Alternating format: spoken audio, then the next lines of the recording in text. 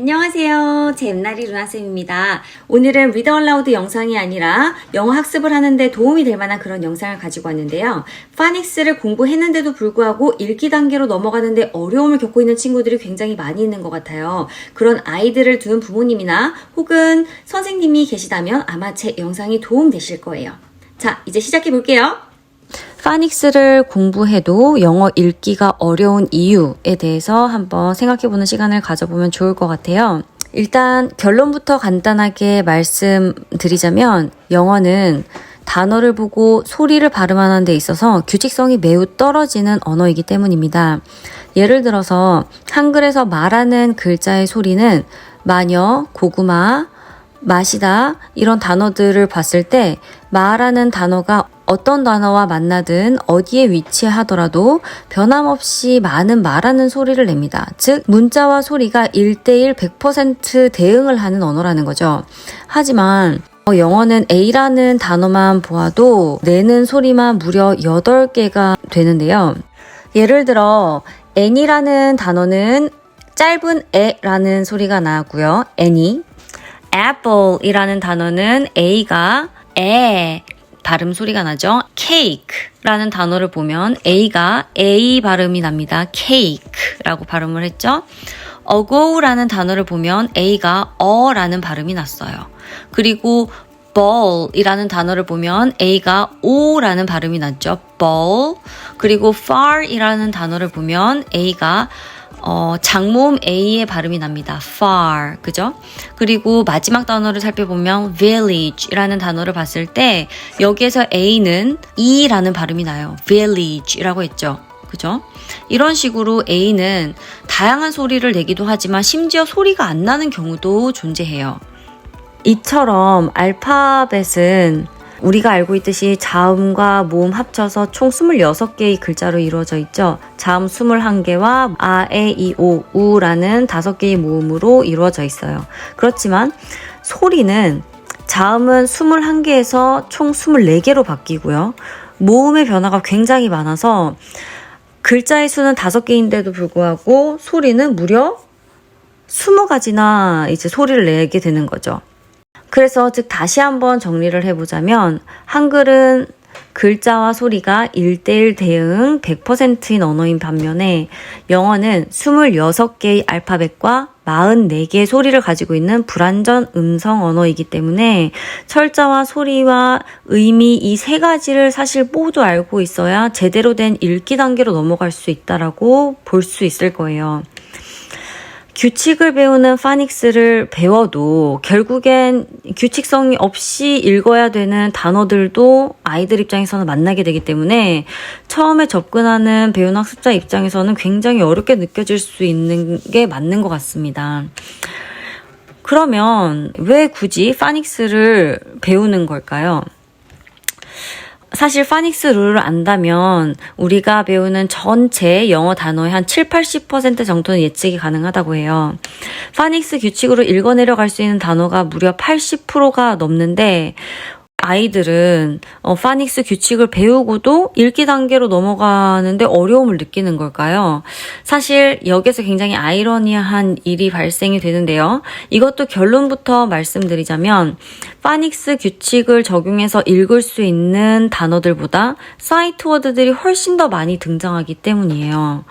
아이들이 읽는 리더스북 봤을 때 우리가 지금까지 배웠던 파닉스 규칙을 적용해서 읽을 수 있는 단어들보다 사이트 워드들이 더 많이 등장을 하기 때문이라는 거죠. 여기서 잠깐 사이트 워드가 뭔지 한번 같이 짚고 넘어가 볼게요. 사이트 워드는 보자마자 즉각적으로 인식해서 소리와 뜻을 알 수 있는 걸 보고 사이트 워드라고 하는데요. 이 안에는 또 2가지로 나뉘어지게 돼요. 파닉스의 규칙대로 읽을 수 있는 단어들이 존재하고요. 이거는 큰 문제가 없겠죠. 그런데 문제는 2번째에서 생기게 됩니다. 파닉스 규칙대로 읽을 수 없는 사이트 워드들이 존재해요. 파닉스 규칙대로 읽을 수 없는 사이트 워드들이 아이들이 읽는 그 초기 단계 리더스북 안에서 상당히 많이 등장하기 때문에 아이들 입장에서는 굉장히 읽는데 어려움을 느낄 수 있겠죠.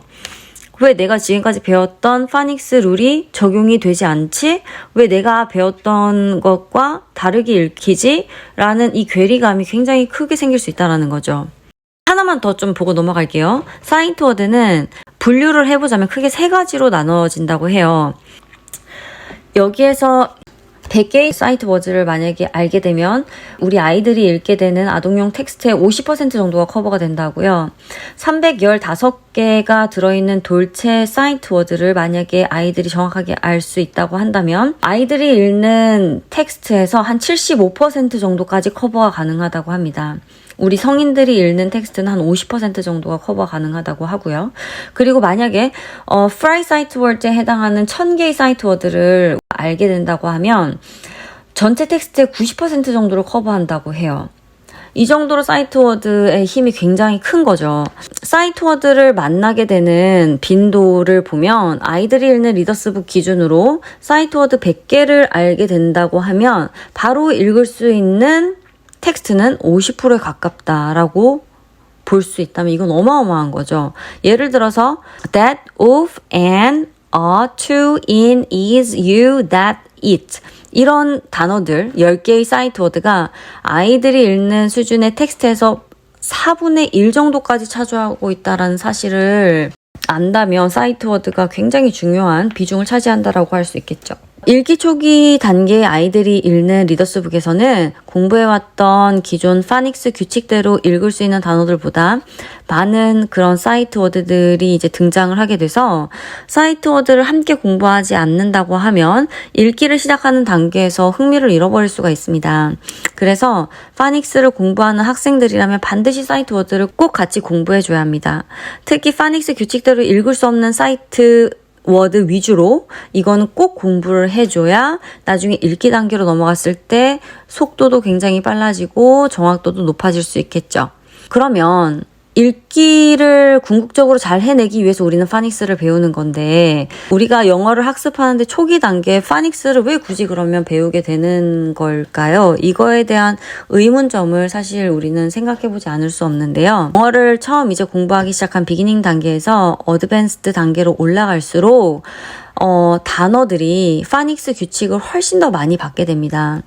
파닉스 규칙이 문자와 소리 1:1 대응으로 완전히 맞지는 않지만 읽기 초기 단계부터 파닉스 훈련을 해 놓게 되면 점차 읽기를 더 유창하게 해나가는 데 있어서 큰 도움이 될 수 있겠죠. 마지막으로 한번 정리를 해보자면 2가지를 꼭 명심하고 가면 좋을 것 같아요. 첫 번째, 파닉스를 학습하면서 동시에 한눈에 보고 읽을 수 있도록 통문자 암기 형식으로 사이트 워드를 꼭 함께 학습해줘야 된다는 거. 2번째, 읽기 초기 단계를 넘어가면서 어려운 단어들을 만날수록 파닉스 규칙이 더 많이 적용되는 단어들이 나온다라는 걸 부모님이나 혹은 선생님이 분명히 인지하고 수업을 장기적인 안목으로 이끌어가는 게 굉장히 중요하다고 생각합니다.